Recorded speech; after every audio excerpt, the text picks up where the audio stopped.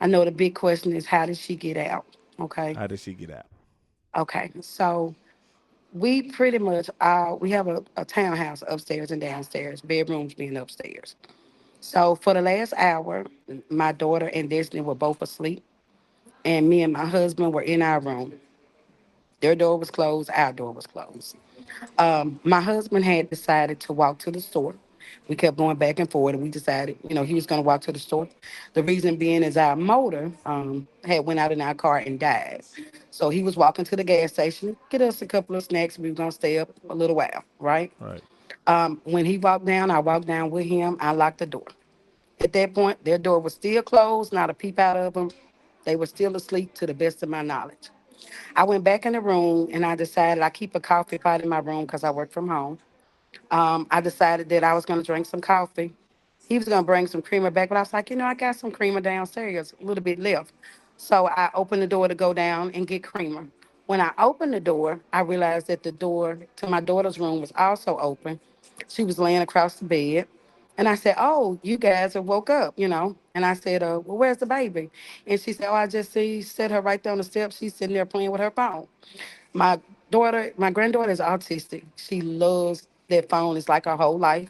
And a lot of times she'll just sit there and she'll play with it, right? In the middle of the Right. staircase. And I said, "Well, no, I don't see her." I said, "Go downstairs and get her because she's probably down there playing and we don't allow her to go downstairs when we're all upstairs." I said, "Go downstairs and get her and bring her back up here. And while you're down there, bring my creamer."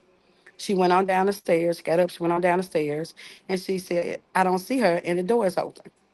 And I said, "Well, go outside." She must have ran outside. Go out there and get her. Of course, I'm yelling. And she goes out there. A couple of minutes later, she comes back and she says, "I can't find her." We're all in nightgowns, right? No shoes. She's running looking. I'm running looking. We have no car. So we're running. We're calling for her. We're stopping neighbors. Then I was like, I left my phone in the house.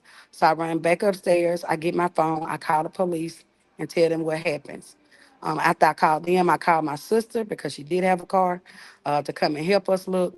And as I was going running back outside to look while we were waiting on my sister and the police, my husband called. He knows nothing that's going on, right?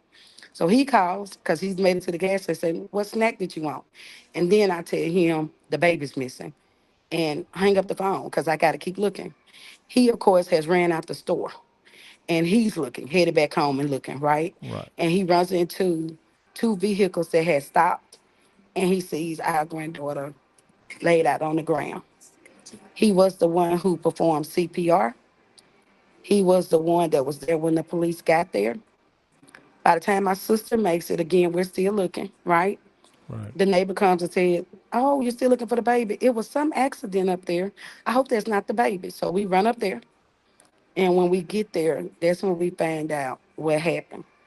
And I want to stress that in saying that we live less than 3 minutes from Beltline. When you Right. pull out our parking lot, you're on Beltline or Preston. We were looking throughout the complex because we had no idea that she would go that way. In Yeah. actuality, in hindsight, she had walked to the store with her grandfather previously. And I think she just thought she might have seen him leave. I don't know. But she thought she could walk there again. And that's how we got here.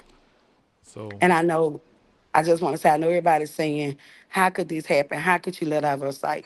She couldn't have been out of sight for more than 5 minutes, if that. She is nonverbal. Does not mean she cannot speak. She can speak very little when she wants to, but she is diagnosed as nonverbal autistic.